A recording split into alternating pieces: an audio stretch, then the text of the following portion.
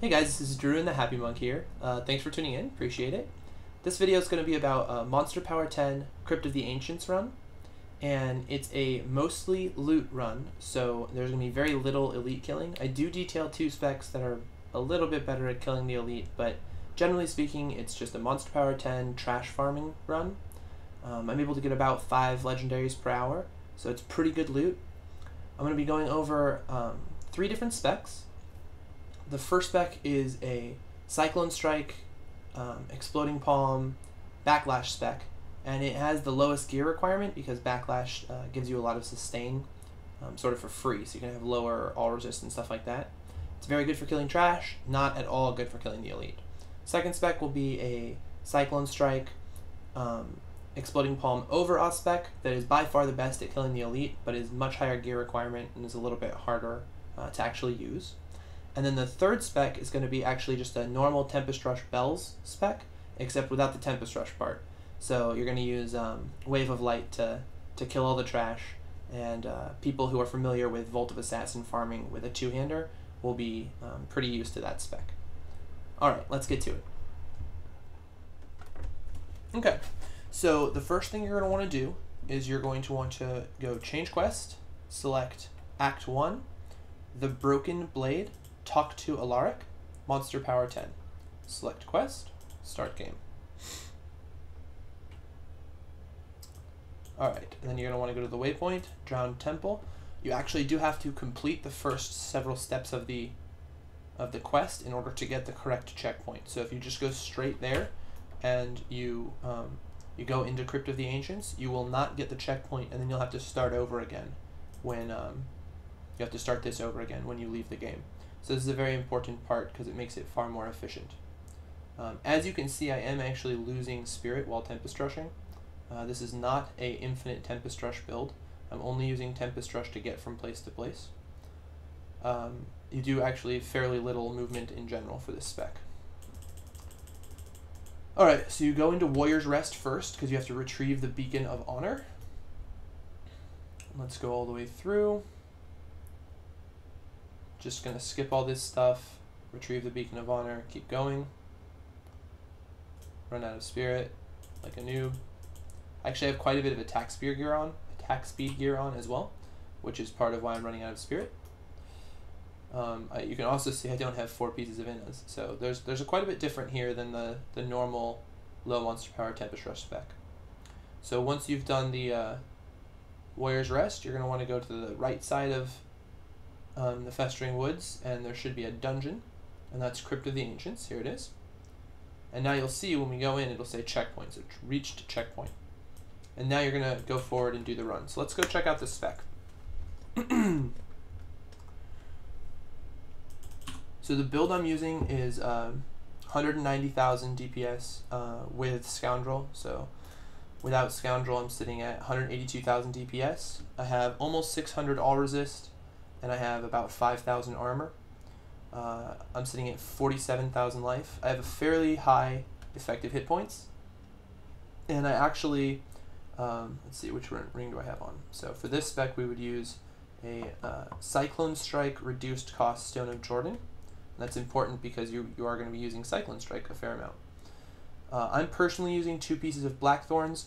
It's definitely non-necessary. You can do it with, for instance, if you wanted to use 2 pieces of Innas, like I'm used to using, you can see I have very similar DPS, and I have a little bit less life, but I gain the 2-piece Innas bonus, and I have, yeah, basically the same all resist as well. So I prefer the Blackthorns because it's a little bit higher effective hit points, and I don't need the Innas bonus, but that's really going to be up to you guys. So I'm using attack speed on Amulet, attack speed on Bracers, attack speed on Gloves, attack speed on Ring, and I'll eventually get 2 pieces Nats because I think that's better. Probably go here. Might actually try this out. And then attack speed on Pants. So I'm actually sitting at 1.39 attacks per second with my Scorn, which is pretty good. Attack speed's pretty good for this spec.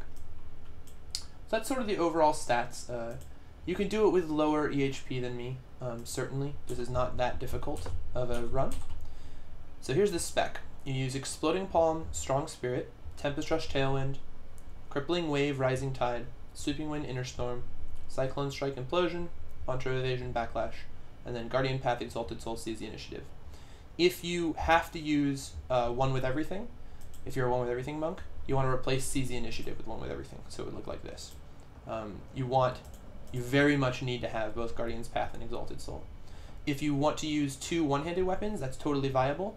In that case, you're going to want to replace the Guardian's Path with either Chant of Resonance or one with everything, if one with everything is still necessary for you. So the reason that you use all these skills, Exploding Palm is how you'll do most of your killing. It'll do a large part of your DPS.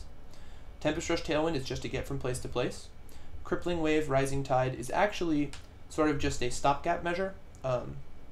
It's how you refresh Sweeping Winds. It's also the highest spirit generation for attacks 1 and 2. And then the third attack is much worse than Fist of Thunder Quickening. But because you only do 1 or 2 attacks before casting more spells anyway, it's generally pretty good. So it's very good spirit regeneration for the first 2 attacks. Sweeping Wind Inner Storm is pretty self-explanatory. It's one of my favorite skills in the game right now for monks. Cyclone Strike Implosion is how you get all the mobs clumped, so that Exploding Palm Strong Spirit kills all the mobs. Then when Exploding Palm Strong Spirit does kill all the mobs, you get back a bunch of spirit. So ideally you go from 0, so you end the fight at about 0, and then Exploding Palm puts you at 250, and then you go to the next pack. Mantra of Evasion Backlash is a big part of your DPS to get the mobs dead. So the mobs need to get low enough that Exploding Palm can kill them to finish off the rest of the mobs. And Backlash is the way to do that. If you have Lifesteal on your Scorn, like I do, and I do believe that Lifesteal is required for this, Backlash will actually provide you with tons and tons of healing. And then this is gain spirit, have higher spirit pool, and then take less damage. Alright, so let's try out a run. So you go into Crypt of Ancients, activate Backlash, find your first pack, activate Sweeping Winds. Cyclone Strike them onto place, attack with Rising Tide, Exploding Palm, Cyclone Strike. So that time we got unlucky and the one that died wasn't the one with Exploding Palm, so you kill it with Rising Tide. Come over here, get some mobs, Cyclone Strike them together, Exploding Palm, Cyclone Strike, and they all die and you have lots of spirit. Next pack. So on and so forth. Boom. And you just keep doing this until you've cleared the whole zone, and you're gonna have to, it's a big part of it is trying to become efficient with when you do and do not stop to kill the mobs. Sometimes it is good, sometimes it's not. You'll be skipping the elite, so I just run right past him. It's part of what makes Tempest Rush real good. Get some Exploding Palms out, Cyclone Strike them in, he explodes. We've basically killed all the trash now. So now you just leave. Leave game.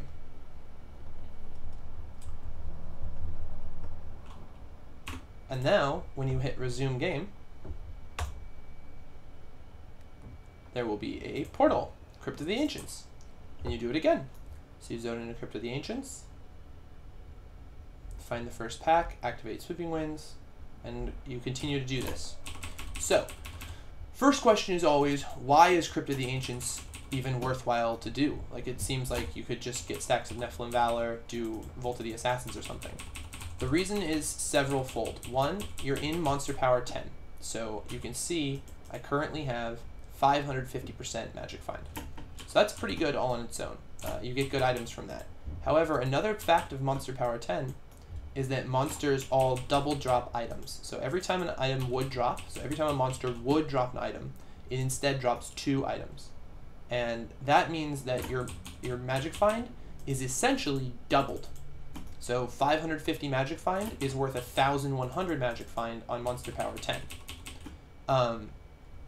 Usually, what stops that from being efficient is that you won't be able to kill monsters as quickly. And in this specific build and this specific run, you make up for that by having Exploding Palm, which scales with monster health, so that it doesn't do any better or worse, no matter how much HP the mobs have.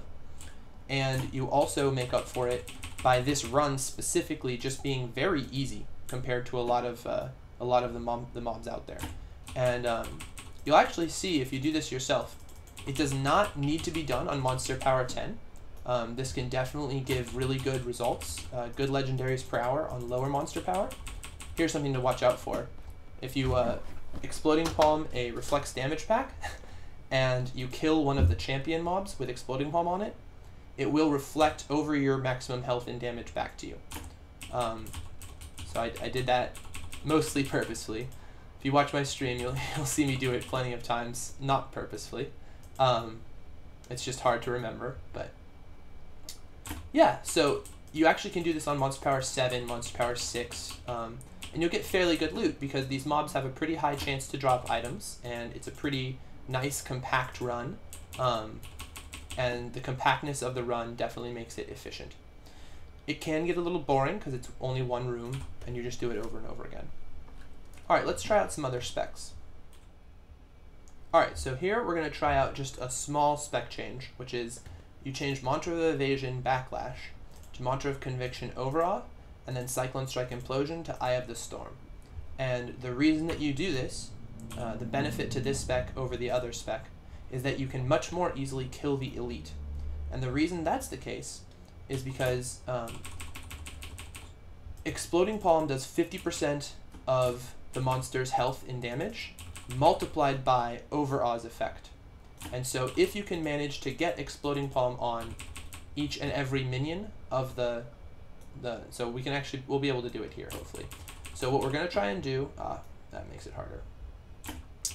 What you're going to try and do is you're going to try and make sure that all of the minions, the elite's minions, have Exploding Palm on them when they die. Oh, I might have just messed it up right there. Hopefully he won't die. No, he didn't. We're good. Okay.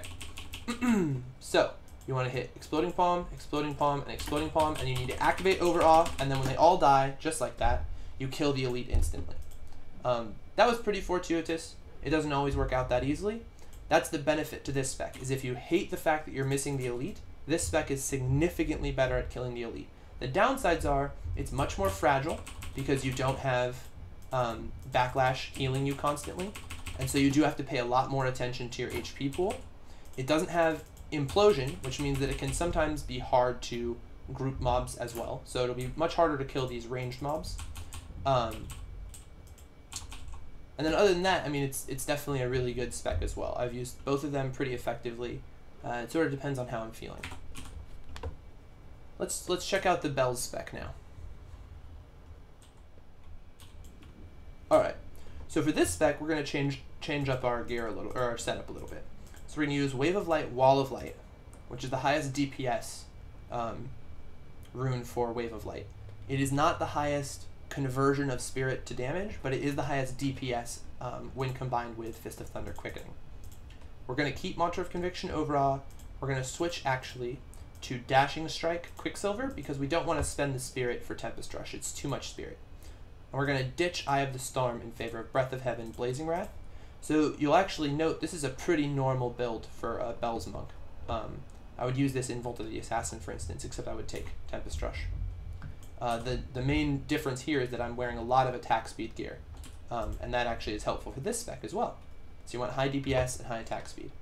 So for this spec, you just buff up, find a pack, hit them a couple times, and then one bell should do a lot of damage. And you can see I already found a legendary. Didn't take very long. It was within 3 runs. And with this spec, I generally speaking skip the elite.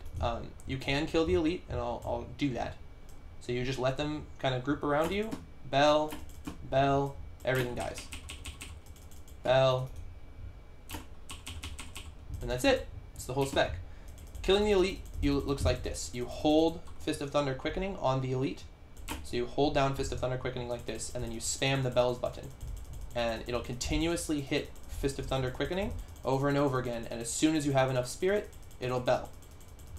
As you can see, it takes a long time to kill the elite.